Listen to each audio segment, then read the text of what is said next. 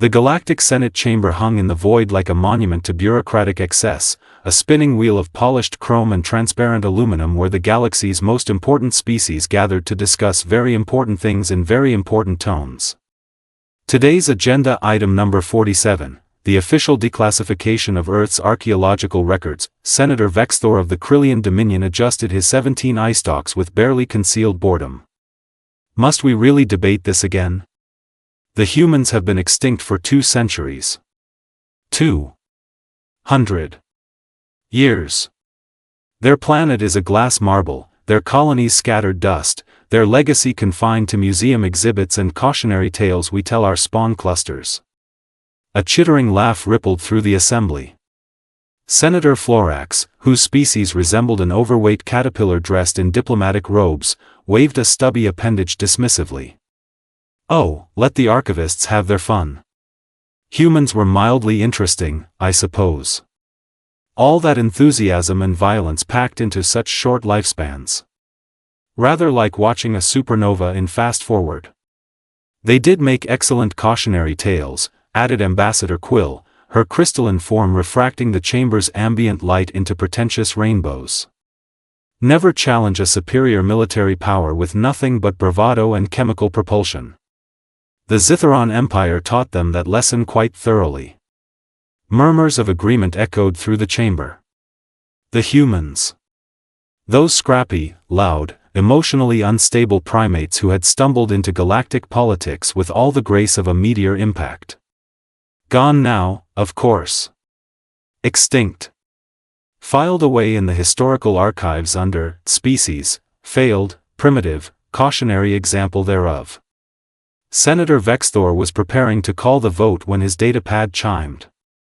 A security alert. An unscheduled visitor approaching the Senate floor. He sighed with all 7 of his respiratory systems.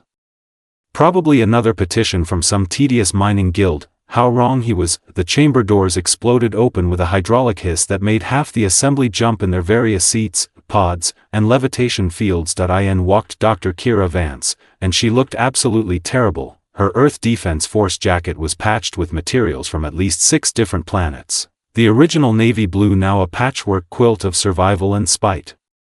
Burn marks scorched the sleeves. Her dark hair was pulled back in a no-nonsense ponytail that had clearly given up on nonsense decades ago. Combat boots that had walked through actual hell clicked against the pristine Senate floor with rhythmic defiance. And her eyes, those distinctly human eyes, swept across the assembly with the kind of tired amusement that came from witnessing 2 centuries of your own alleged extinction. The silence was magnificent. Senator Vexthor's eye stalks retracted in biological horror. Ambassador Quill's crystalline structure literally cracked. Florax made a sound like a deflating air mattress having an existential crisis. I'm sorry, Kira said, her voice carrying that particular brand of sarcasm that only humans had truly perfected. Am I interrupting something? I was just in the neighborhood, passing through this sector, and I couldn't help but notice you were having a little memorial service. For us. How touching. She walked to the center of the chamber, her boots echoing in the stunned silence. I believe the phrase you're looking for is, reports of our death have been greatly exaggerated. Or, and this is my personal favorite, surprise, we're not actually extinct, you pompous morons. The galaxy had just discovered its most embarrassing filing error. The hologram expanded, showing a web of faint signals scattered across multiple star systems like cosmic breadcrumbs. When Earth died, we had about 47 colony worlds, 12 generation ships in transit, 36 deep space mining operations, and roughly 200 scientific outposts scattered across known space. None of them were on your precious Senate registry because, frankly, we didn't trust you enough to tell you where all our people were. Turns out that paranoia pays dividends. Kira pulled up images of hollowed asteroids, their interiors converted into pressurized habitats. We went dark. Completely dark. No broadcasts, no transponder signals, no "hey we're still here" announcements. We took our mining stations and burrowed deeper into the rocks. We took our generation ships and pointed them toward uncharted space. We took our scientific outposts and turned them into hidden fortresses. She zoomed in on one installation, a marvel of desperate engineering carved into a comet's frozen heart. This is Colony Refuge 7. Population, 83,000. Built inside a comet in the Kessler Belt where your sensors can't penetrate the ice. They've been there for 194 years, breeding, building, and nursing one hell of a grudge. How did you survive without resources? Ambassador Quill asked, her voice fractured with disbelief. Without trade networks, without infrastructure? Kira laughed, and it wasn't a nice sound. We became very creative. Humans have this annoying tendency toward stubbornness that borders on clinical insanity. You know that old Earth saying, necessity is the mother of invention? We turned necessity into an entire industrial revolution. We strip-mined asteroids with equipment held together by spite and recycled coffee grounds. We grew food in hydroponic bays that shouldn't have worked. We bred in cramped quarters and raised our children on stories of home and revenge. The hologram shifted to show a generation ship, its hull scarred and patched. The Perseverance left Earth orbit 3 days before the bombardment with 15,000 colonists aboard. They've been drifting through deep space for 2 centuries, establishing hidden waypoints, building supply depots in uncharted systems. Their current population is 72,000 across multiple vessels. Turns out humans breed pretty efficiently when survival is on the line. Senator Vexthor's eye stalks trembled. This is impossible. Our intelligence networks would have detected something. Some signal, some evidence, would they, though? Kira's smile was sharp enough to cut. Because we spent 200 years specifically making sure you wouldn't. We learned to mask our heat signatures. We built our habitats in sensor-dead zones. We communicated using quantum-entangled relay systems that your technology still can't crack. We became ghosts. She spread her hands wide. Congratulations, Senators. You've been sharing the galaxy with millions of supposedly extinct humans for 2 centuries, and you never noticed. How's that for your superior intelligence networks? Kira's hologram shifted again, this time displaying a star map of Zitharon territory. Red markers began appearing across it like a rash, hundreds of them, then thousands. Now, here's where it gets fun, Kira said, her voice taking on the tone of someone about to reveal a really good punchline. See, we could have stayed hidden forever. Kept our heads down, rebuilt quietly, maybe found a nice quiet corner of the galaxy to call home. But here's the thing about humans, we hold grudges like some species hold onto family heirlooms. We nurture them. We polish them. We pass them down through generations. She pointed to the red markers. Every single one of these represents a Zitharon military or industrial installation that has experienced catastrophic failures, mysterious accidents, or unfortunate explosions over the past 150 years. Fusion reactors that suddenly developed critical malfunctions. Supply convoys that vanished without a trace. Shipyards where entire vessels mysteriously failed quality control and tore themselves apart during maiden voyages. Senator Vexthor's color shifted to a sickly purple. You've been sabotaging them? Sabotage is such an ugly word. We prefer to call it aggressive haunting. Kira grinned like a predator. The Zitharon Empire has been hemorrhaging resources, ships, and personnel for a century and a half, and they've been blaming it on everything from equipment failure to incompetent contractors. They never once considered that maybe, just maybe, the species they genocide was systematically dismantling their empire one piece at a time. The hologram zoomed in on specific incidents. A Zitharon dreadnought, split in half. A mining facility, now a debris field. A manufacturing planet experiencing simultaneous infrastructure collapse across 16 cities. We became very good at this, Kira continued, her voice casual, conversational, terrifying. Turns out when you have nothing left to lose and 200 years to plan, you can accomplish some truly impressive acts of creative destruction. We infiltrated their systems using AI that doesn't register as sapient. We corrupted their supply chains with microscopic manufacturing defects that compound over time. We even recruited some of their lower castes who were tired of being treated like disposable resources. Funny thing about building an empire on oppression, it creates a lot of people eager to watch it burn. Ambassador Quill's crystalline structure was now spider-webbed with stress fractures. The Zitharon Empire has been one of the galaxy's most stable powers for 100 years, yes, Kira interrupted. Right up until they started mysteriously falling apart. You want to know their biggest security threat? Their most persistent enemy? The ghost in their machine? She leaned forward. It was us. The entire time. The dead species. We've been their nightmare, and they didn't even know we existed. Kira waved her hand, and the hologram exploded into a dizzying array of data streams, population charts, and live feeds from human installations across a dozen star systems. Let's talk numbers, shall we? Because I know you all love your data. She pulled up a glowing spreadsheet that made several senators recoil. Current human population, 4.2 million, spread across 63 hidden colonies, 18 mobile fleets, and 47 deep space installations. We've been breeding, senators.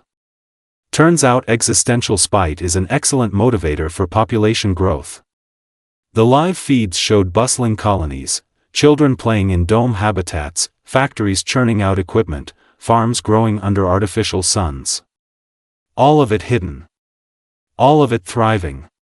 Technical achievements, Kira continued, scrolling through schematics that made the Senate's top scientists lean forward despite themselves. We've developed stealth technology that makes our ships invisible to every sensor suite in your databases. We've cracked quantum communication that you all said was theoretically impossible. We've engineered biological augmentations that let us survive in environments that would kill most of your species. And we did it all with salvaged equipment and sheer bloody-minded determination. Senator Florax made a strangled sound. This is military intelligence of the highest order. Strategic capabilities that make us a credible threat? Yes. Kira's smile was all teeth. Let me show you my personal favorite. The hologram shifted to show sleek warships, dozens of them, hanging in formation in deep space. They were patchwork affairs, built from scavenged Zitharon components, human engineering, and what looked like sheer audacity welded together. The Human Liberation Fleet. 47 capital ships, 216 frigates, over 1,000 fighter craft. Each one equipped with weapon systems we've been developing for the last century. Rail guns that can punch through Zitharon shields. EMP devices that fry your neural network-based targeting computers. And my personal contribution, viral AI warfare packages that turn your smart ships into expensive floating scrap. The Senate chamber erupted in chaos. Voices overlapping in a dozen languages, all expressing variations of panic, disbelief, and horrified fascination. You can't possibly think you can challenge the entire galactic order with these resources. Vexthor shrieked, Kira shrugged. We already toppled one empire while you weren't looking. Want to find out what else we can do? Kira let the chaos simmer for exactly 30 seconds before she clapped her hands together. The sharp sound cut through the pandemonium like a gunshot.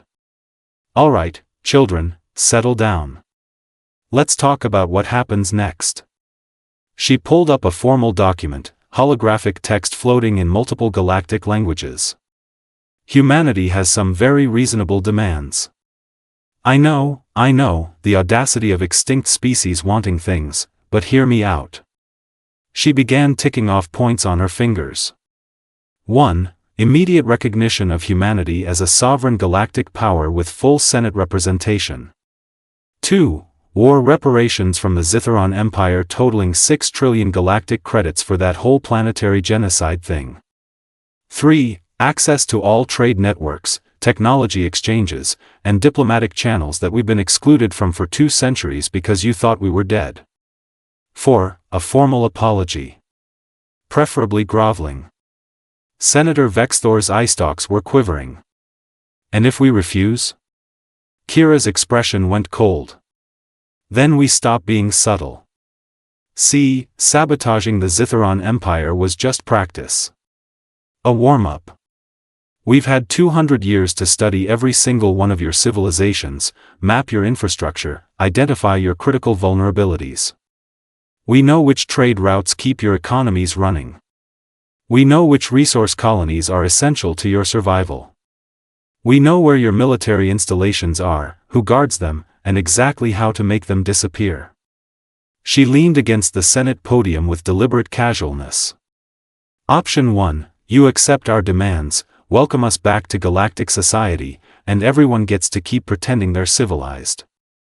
Option 2, the galaxy discovers what 4 million extremely motivated, exceptionally creative, thoroughly pissed off humans can accomplish when we stop playing nice. This is blackmail. Ambassador Quill protested, her crystalline voice shrill.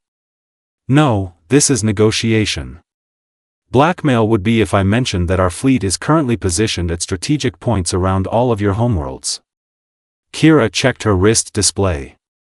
Oh wait, I just did mention that. My bad. The hologram shifted one final time, showing real-time tactical displays. Human ships. Everywhere. So, senators, Kira said sweetly. How would you like to proceed? The Senate chamber transformed into a masterclass in multi-species panic. Senator Vexthor's eye stalks were retracting and extending so rapidly he looked like a biological emergency light. Ambassador Quill had cracked so thoroughly she was shedding crystal fragments onto the floor like the world's most stressed chandelier. Senator Florax was attempting to crawl under his diplomatic podium, which was both physically impossible and deeply undignified. Representative Kale of the Namari Collective, however, was laughing. Actually laughing, a deep rumbling sound that echoed through the chamber. Outstanding. Absolutely outstanding. 200 years of playing dead and you toppled an empire from the shadows. I respect the commitment to the long game. This is an act of war, screeched the Zitharon delegate, Lord Cavrix, his scaled face flushed purple with rage. You admit to centuries of terrorism, sabotage, and murder. We will mobilize every fleet, every world, every what? Kira interrupted. Every ship that hasn't mysteriously exploded? Every installation that still has functional life support? By all means, mobilize away. I'll wait. Cavrix opened his mouth, then closed it, then opened it again, resembling a particularly outraged fish. Face it, your empire's been running on fumes and borrowed time for decades, Kira added. We've been the termites in your foundation, and the whole structure's about to collapse. Now you can either accept our very generous offer or become a cautionary tale yourself. Cavrix collapsed into his seat, defeated. Kira straightened her battered jacket and looked across the assembled representatives of galactic civilization with the expression of someone who just won the longest, most satisfying poker game in history. Here's the lesson, senators. Write this down, put it in your databases, teach it to your spawn. Never, ever assume humans are finished just because you knocked us down. We're cockroaches with opposable thumbs and nuclear weapons. We're spite given sentient form. And most importantly. She paused at the chamber doors, glancing back over her shoulder. We remember everything. The doors hissed shut behind her, leaving the galaxy's most powerful being sitting in stunned silence, suddenly very aware that the monsters under the bed were real, organized, and filing paperwork for Senate membership. 3 weeks later, humanity received full Senate recognition, reparations, and a hastily rewritten history curriculum across 12,000 worlds. The official records now read, humanity. Status, active. Threat level, don't. Turns out extinction is temporary when you're too stubborn to stay dead, and the galaxy would never make that mistake again.